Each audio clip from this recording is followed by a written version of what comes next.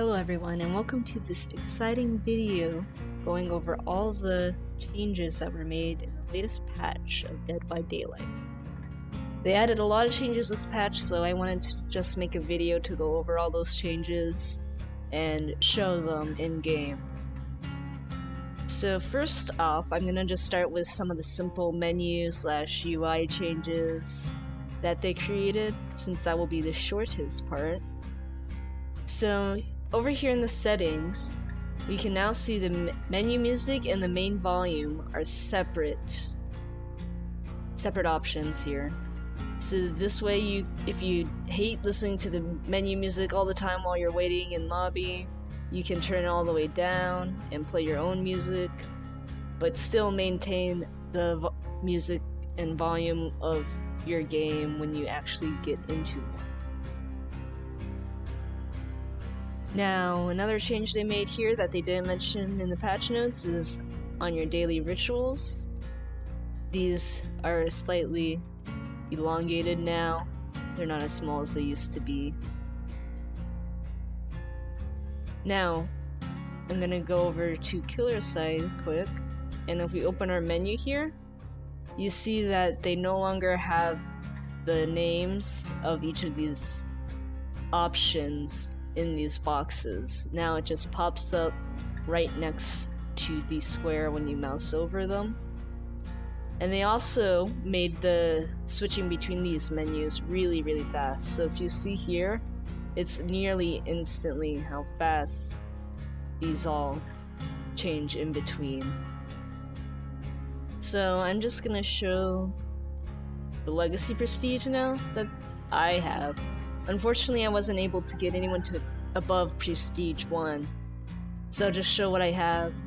They unlocked all the Legacy for all the characters now, so Wraith is the only one that I got to Prestige 1 before the patch, unfortunately. And let's check out the Survivor Prestige now. We go to Customize. You can also see they sorted items by their rarity automatically now, so the more ultra rare items are towards the front. This is the Legacy Prestige chest for Claudette.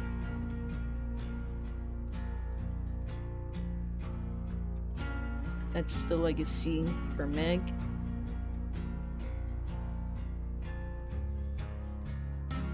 And this is the Legacy for Jake.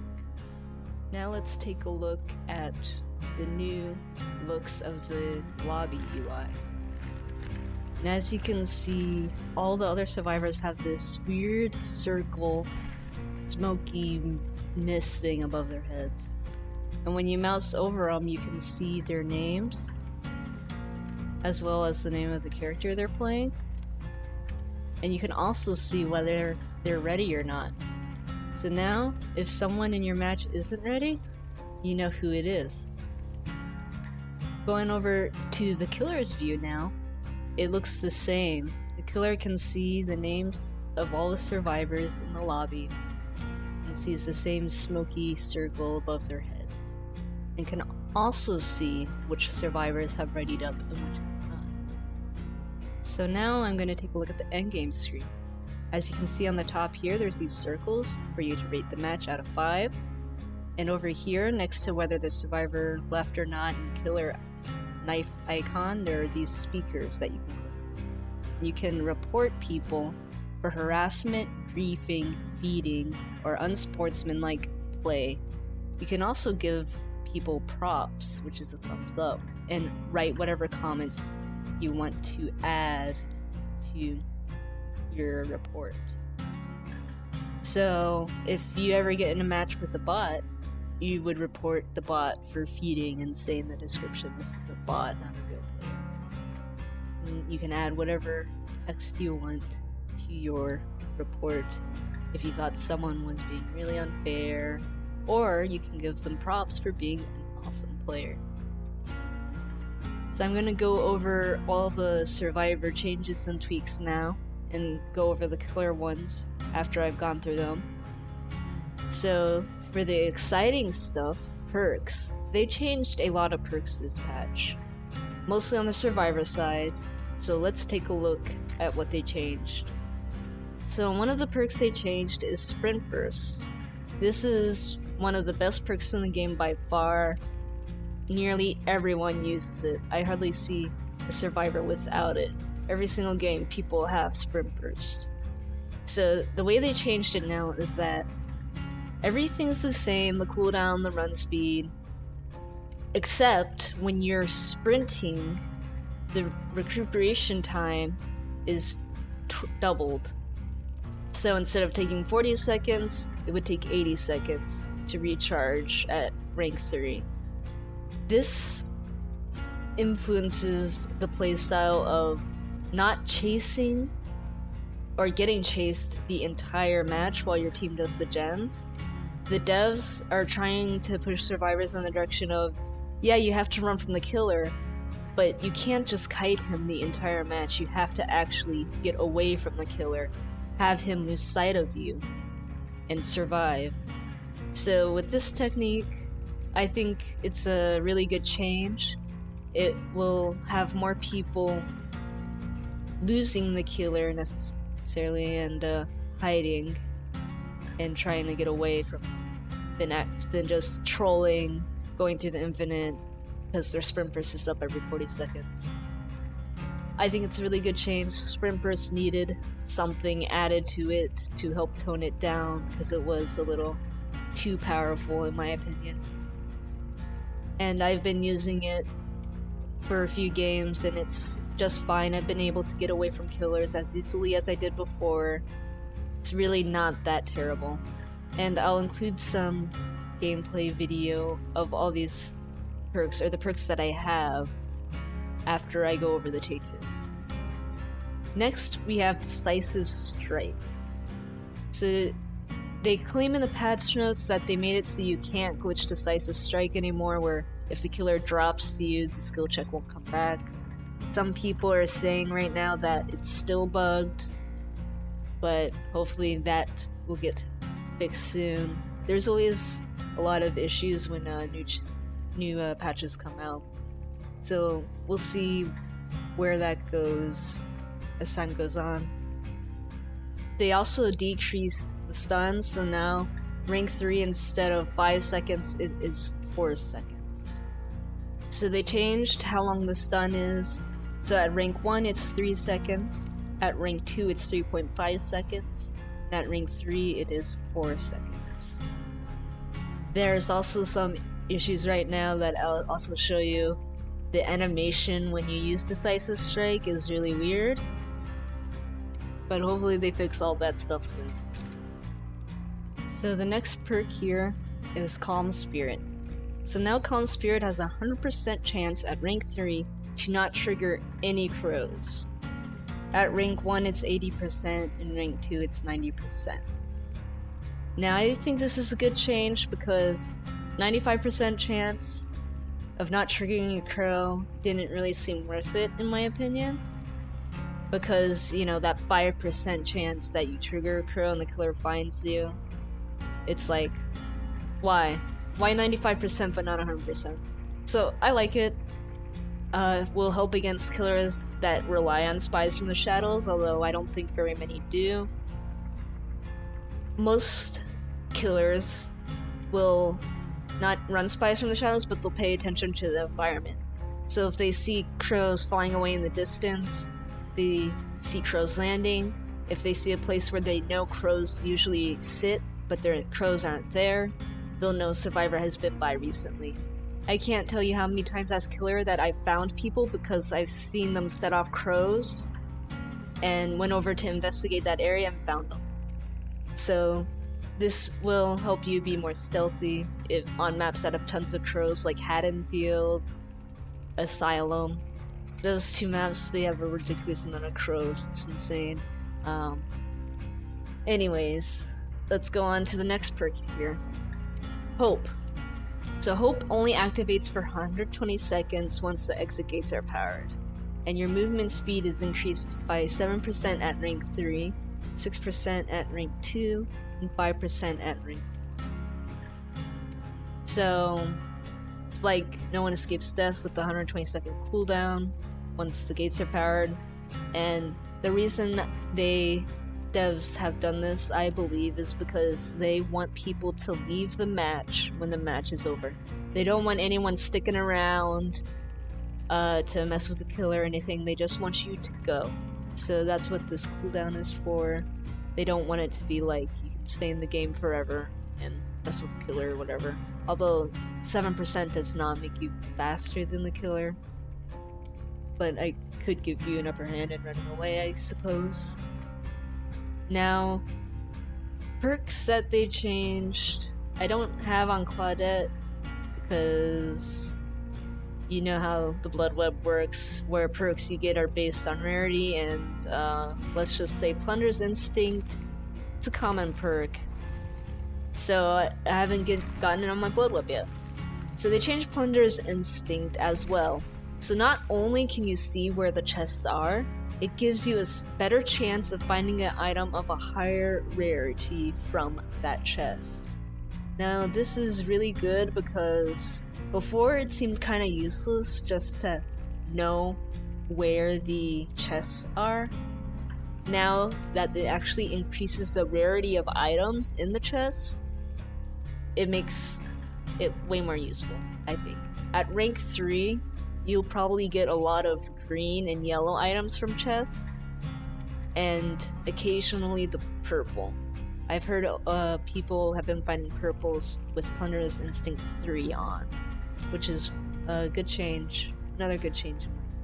A perk that I don't have, I believe, because I have not leveled Nia at all, is Urban Evasion. They really buffed this perk from 10, 12, 15 to 40, 45, 50. This is a big change, but I do not think it makes the perk any more viable, because you only get this speed when you're uninjured. But number one, why would you be crouching everywhere when you can just walk everywhere? Like, the killer, if the killer is, looking for you in an area, you're gonna be hiding somewhere, not necessarily moving around. And if you're moving around the map, you would just be walking. I don't see why you would need to crouch everywhere.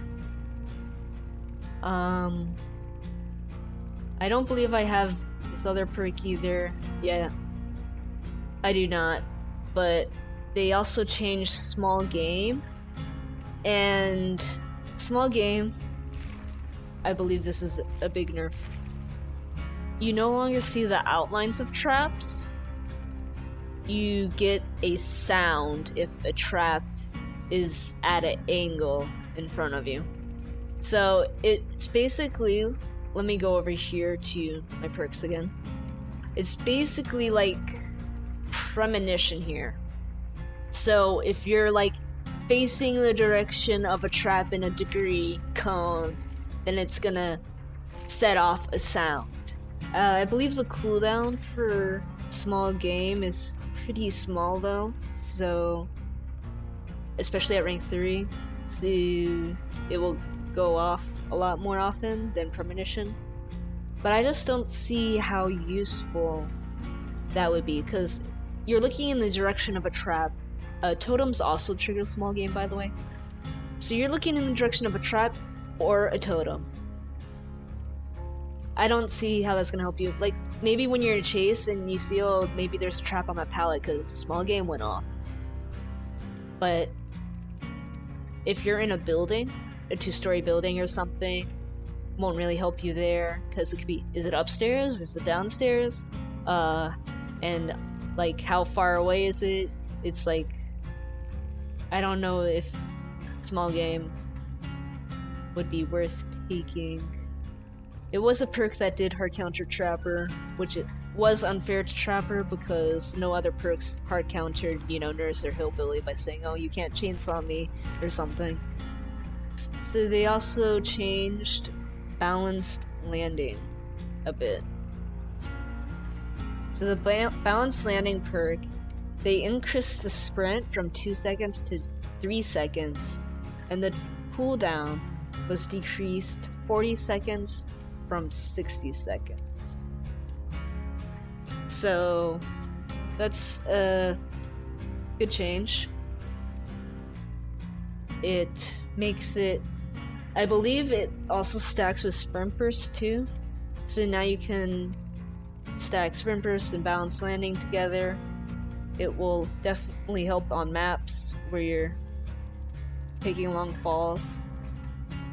It reduces the stagger effects for falls by 50 at rank 1, 75 at rank 2, and 75 at rank 3.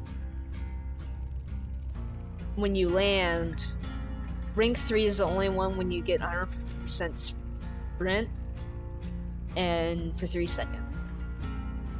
And that should be all the survivor perks. Sprinters, Plungers, Hope, Calm Spirit, Decisive Strike, Small Game, Urban Evasion, and Balanced Landing.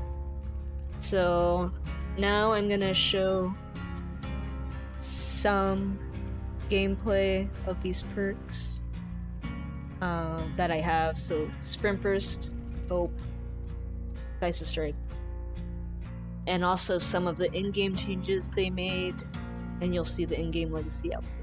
So you can see here that as soon as the exit gates are powered, Hope activates, increasing my movement speed by 7%.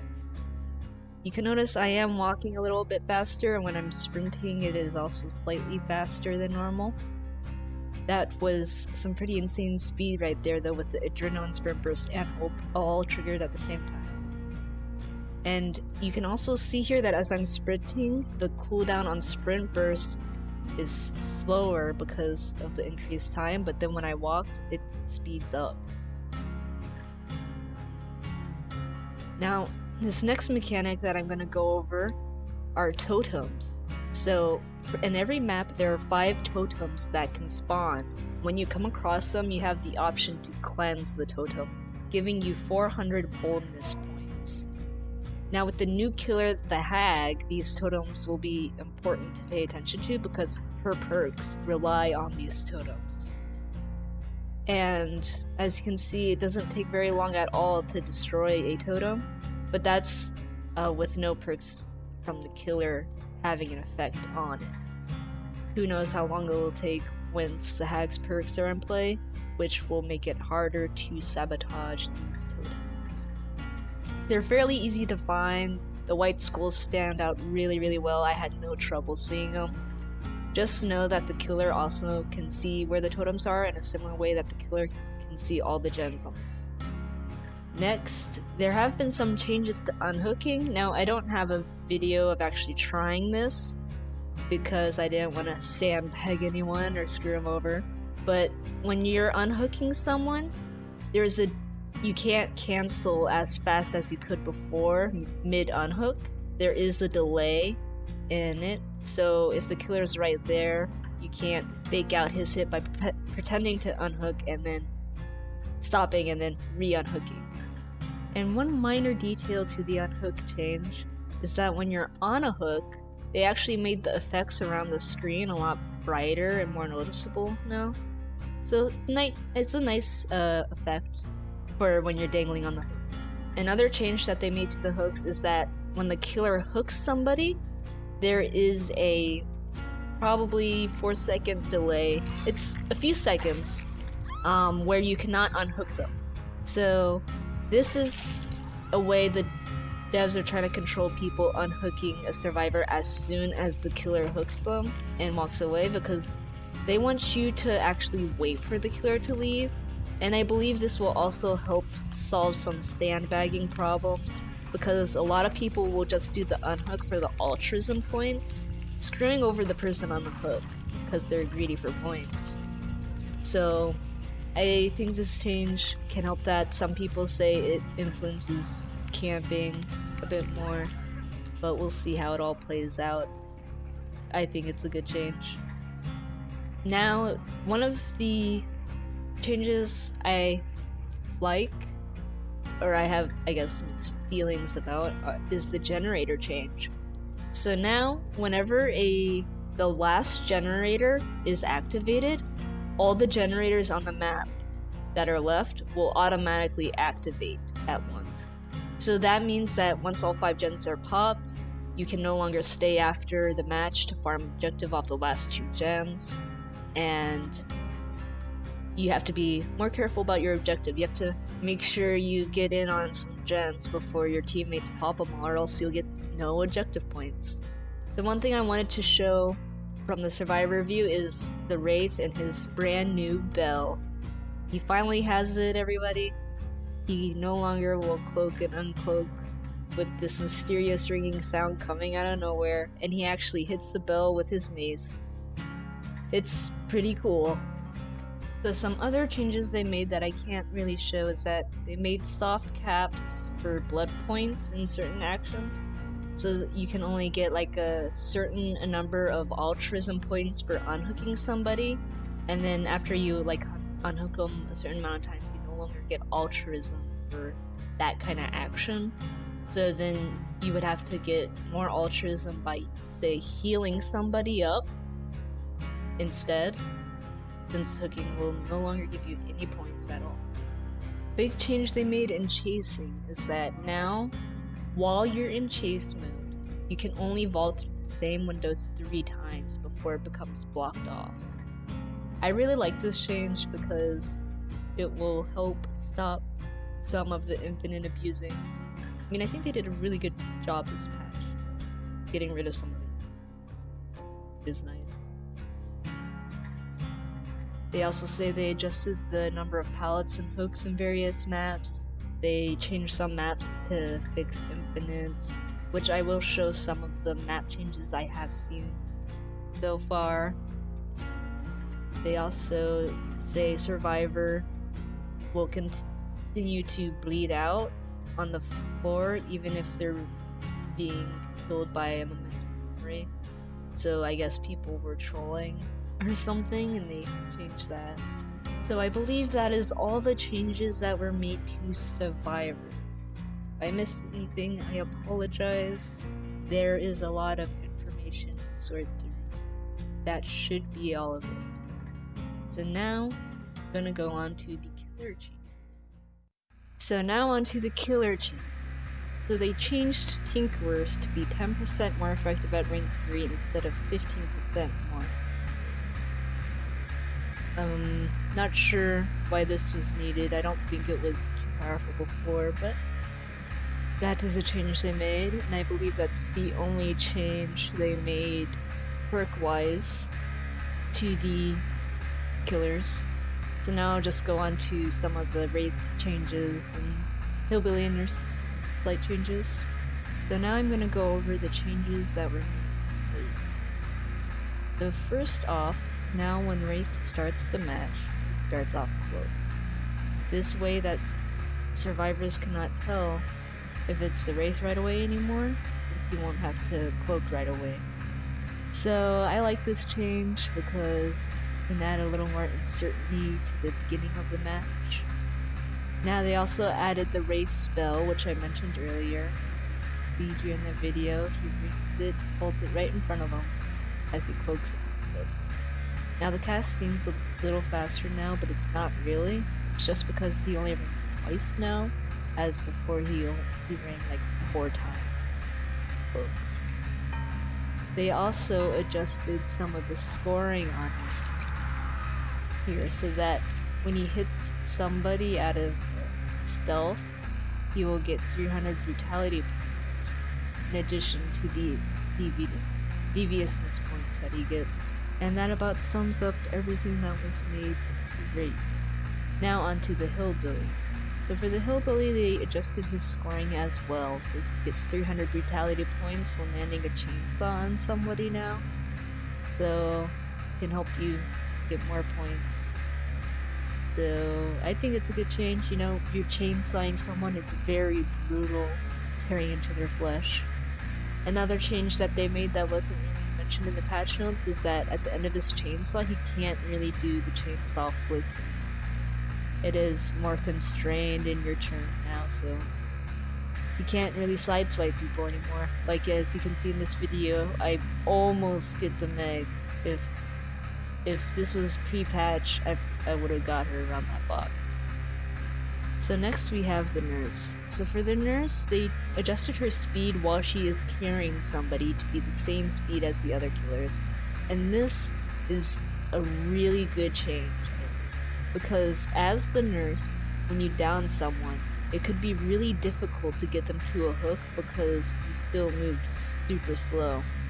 And so this would be a big problem when you have a team of saboers, because I was on the Thompson house map once and they saboed all of my hooks, and I had Iron Grass 3, but I still could not get them to the basement as hooks. And that just, it really sucked. So this is a change that I really like. Now for the shape, they also adjusted his scoring as well to be 100 blood points for each point stocked from the survivor, and a maximum of 4,000 blood points per game. Just so you know, I never really put the shape before, so I don't know what it was in comparison to before, but that's the change for me. So now for the general killer changes. They made it so survivor dying bleed out keeps on progressing while in the kill interaction for the momentum. I think this is because maybe killers would keep spamming it, keep the survivor alive. Not sure, but that's the change there. Another change they made recently in one of the patches is that now the killer doesn't see all the totems on the map, they only see their hex totem, which I like because it was a little confusing before having to search for your own hex totem. Now, not that I use hex perks that much, but if you ever planned on using them, it's a really good change. And they also made it so that when a survivor is sabotaging a hex totem, if you stop and then get back on, the progress resets.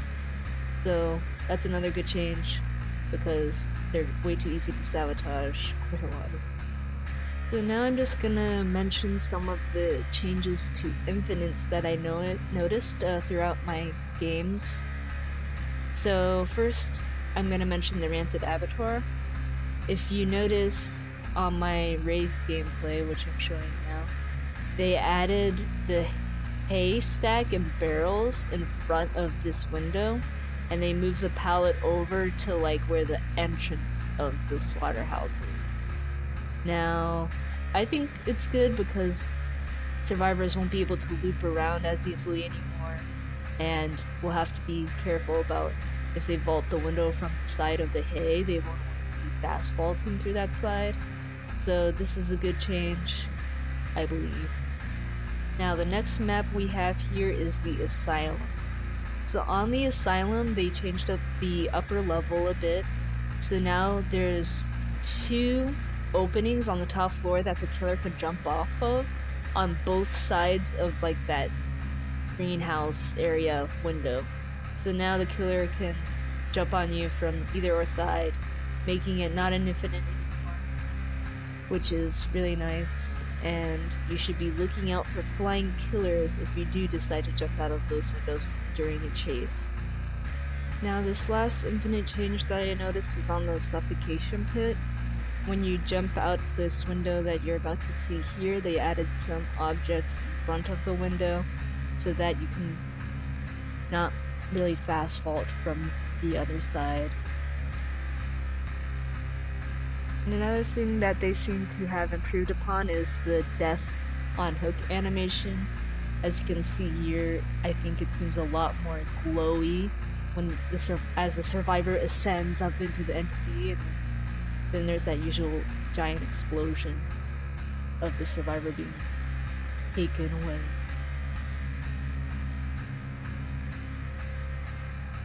For killers, they also increased the speed at which they vault through windows. So be wary when the killer starts vaulting through the window. And I believe that's it.